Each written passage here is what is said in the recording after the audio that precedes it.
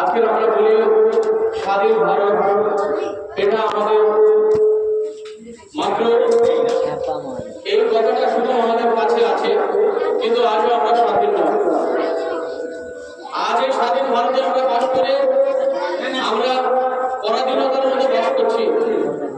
হ্যাঁ, আমাদেরকে বলা হচ্ছে যে তোমাদের সংখ্যালঘু, আমাদের আজকে কোনো জায়গায় ঠাঁই নেই, আমাদের কোনো অবদান নেই।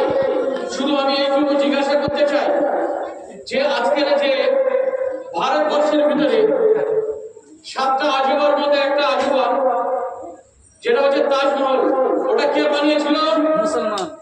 মুসলমান। কে বানিয়েছিল? মুসলমান। কুতুব মিনার কে বানিয়েছে? মুসলমান। লাল কেল্লা কে বানিয়েছে? মুসলমান।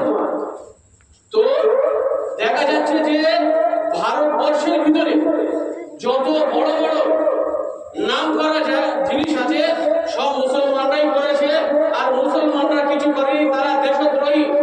এই আওয়াজ দিয়ে আজকে আমাদেরকে পথ করা হচ্ছে, আমাদেরকে নিচু করা হচ্ছে। কিন্তু কথা হচ্ছে কি, আমাদেরকে এই ভারতবর্ষের ভিতরে পরমাণু বোমা কে বানিয়েছিল? মুসলমান। তার নাম কি ছিল? আবুল কালাম। তার নাম আবুল কালাম। তিনি হচ্ছে এই পরমাণু বোমা বানিয়েছিলেন। আর এই দেশকে প্রথম স্বাধীন করেছিলেন টিপু সুলতান। তারা দেশের জন্য লড়াই করার জন্য সব থেকে প্রস্তুতি নিয়েছিলেন মুসলমান।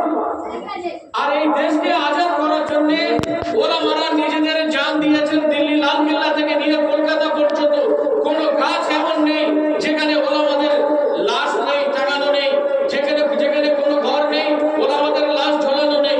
আজকে আমাদেরকে বলা হচ্ছে যে তোমরা এই দেশের ভারতবর্ষের তোমরা ভারতবাসী নয়।